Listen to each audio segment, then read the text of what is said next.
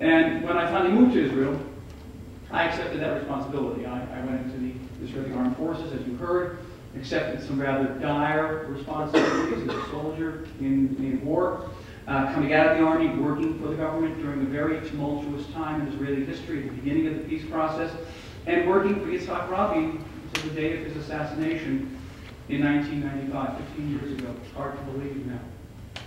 And in between, I became an historian, which failed alfalfa farmers do to become historians. And I focused, as you heard, on the history of Israeli diplomacy in particular, and the history of America's relationship with the Middle East. And quite inevitably, I came upon the subject of America's relationship with the State of Israel, and spent something upwards of 3 decades studying that relationship, and thought I knew a fair amount about that relationship.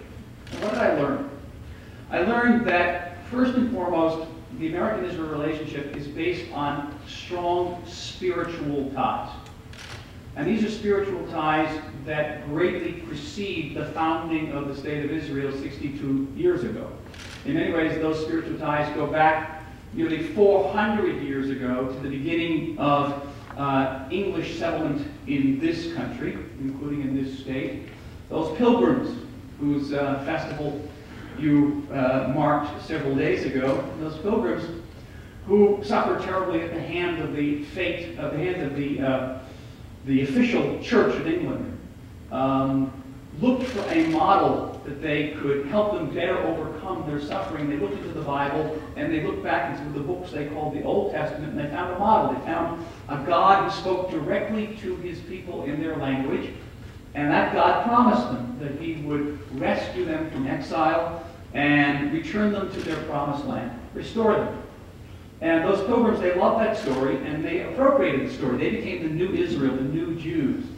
And they left England, which they likened to Egypt, and they crossed the Atlantic, which they likened to the Sinai, and they landed in this country, which they likened to the Promised Land, which is why they're in the east coast of the United States in particular. There are about 1,000 place and city names, town names that have Hebrew origins. You know, you have your Salems and your Goshens and your Jerichos and your Bethlehems. I'm sure you have a few in Georgia as well. Because these pilgrim founders spoke Hebrew. They know Hebrew very, very well. Actually, they made Hebrew a mandatory language at all of their universities. James Madison was a Hebrew major at Princeton, and he failed. He had to take it again. He spent an extra year studying Hebrew. They put Hebrew in their logos. If you go to Yale University, you see Hebrew with the logo there, logo of Princeton, logo of Dartmouth, logo of Columbia. It's all there. For a while there, they were contemplating the national symbol of the United States after America achieved its independence in 1783. And there was a group of American leaders who thought that the symbol should be this bald eagle, this follically challenged eagle. But there was another group of American leaders who thought that the symbol of the United States should actually be Moses leading the children of Israel out of bondage into the Promised Land. And there was a heated debate in Congress about it. And America came this close to having Moses as its national symbol. The eagle lost out. The people who designed the Moses symbol, by the way, were Thomas Jefferson and Benjamin Franklin. So that's how deeply ingrained this notion was, this identification of the American founding fathers and mothers with the Jewish story, with the biblical story. And as the new Jews, the new Israel, these founding fathers and mothers thought that they had a very close, almost kinship relationship with the old Jews. And as the inheritors of a new promised land, they felt very close to the old promised land, then known as Palestine. And they concluded that to be good Christians, to be good Americans, it was their duty to help those old Jews get back to their old promised land and recreate their ancient state. And this notion of restorationism was not at all a peripheral idea in early colonial or post-colonial America. It was very, very prominent. John Adams, the second president of the United States, said it was his greatest dream that a Jewish army would march back into the Holy Land and reclaim it as a Jewish kingdom. Abraham Lincoln, in 1863, said he had a vision that someday he could help the Jews restore their sovereignty in their ancient land, and he pledged to realize that dream once he had restored America's unity after the Civil War. Woodrow Wilson, the grandson, son, and son of Presbyterian ministers, was actually instrumental in 1917 in convincing the British government to issue a declaration saying that once the British Army had liberated Palestine from Ottoman rule, that they would then pledge that Palestine would someday be a recreated Jewish homeland. The Balfour Declaration is called. The British probably wouldn't have issued it unless Woodrow Wilson wanted it to be issued. And Woodrow Wilson actually went against the advice of his chief counselors, including his own Secretary of State, Lansing. In doing that, they asked Woodrow Wilson, why did he do that? And he said, to think that I, the son of the church, would have the opportunity of restoring the Jews to their holy land. Woodrow Wilson was a restorationist. Professor Stein talked earlier about the partition resolution in 1947, 63 years ago today. Well, the president at the time was Harry Truman. Harry Truman, who had a strict Baptist upbringing and claimed to have memorized the Bible by age 14, his advisors, the State Department, the Pentagon, Department of Defense, was against the United States support for that partition resolution, but Harry Truman supported it. 6 months later, he also went against the advice of all his senior counselors and made the United States the first nation on earth to recognize the recreated Jewish state, then called Israel. And asked why he did it, Truman had a one-word, one-sentence answer. He said, I'm Cyrus. See if anybody reading their Bible. If I say this to a church group, everyone nods. Right? Cyrus was the ancient Persian king who rescued the Jews from their exile and restored them to their Holy Land. Truman thought of himself as the modern Cyrus. And we know from classified diplomatic documents that this spiritual tie has played an essential role in American foreign policy making toward Israel. Many American presidents came from rather observant religious backgrounds, whether it be Lyndon Johnson, Bill Clinton, George Bush, American policymakers like Condoleezza Rice. Condoleezza Rice went 26 times back and forth to the Middle East in an attempt to advance the peace process. Asked once while she did that, she had a one-line response. She says, I'm the granddaughter and daughter of Presbyterian ministers. Just like Woodrow Wilson.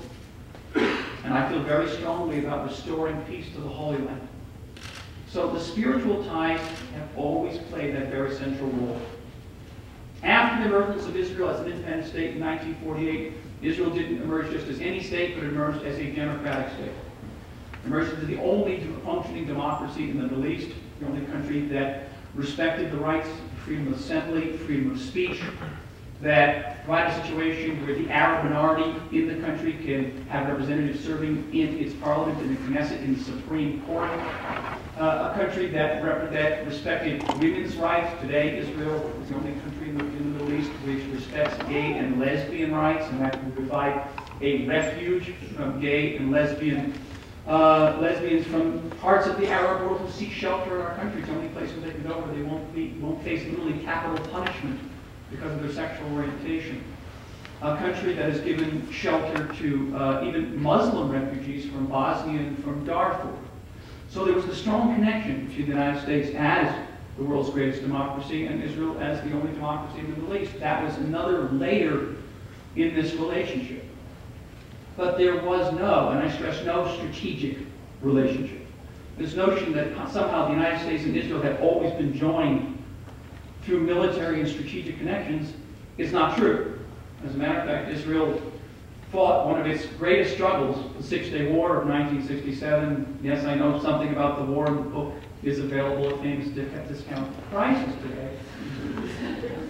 And I don't get any benefit out of it. Is that Israel fought that war without any American weapons whatsoever. There was no strategic relationship. And it was only on the aftermath of that war that the president at the time, Lyndon Johnson, woke up the next morning and said, wow, there is a powerhouse in the Middle East that is willing to stand up to Soviet proxies, and we're at the height of the Cold War back then. The United States should be allied with that country. And then was born the U.S.-Israel strategic relationship, which has expanded manifoldly ever since.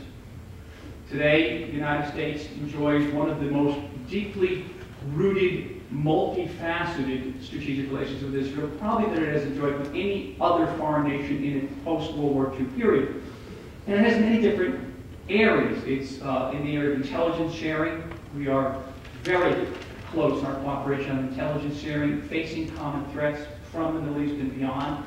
In joint maneuvers, our forces train together. In sharing of technology, we developed anti-ballistic systems together, 3 of the most advanced anti-ballistic systems in the world that defend the state of Israel, but also defend American servicemen and women around the world are developed in the state of Israel with American assistance. And America in Israel is involved in saving untold American lives.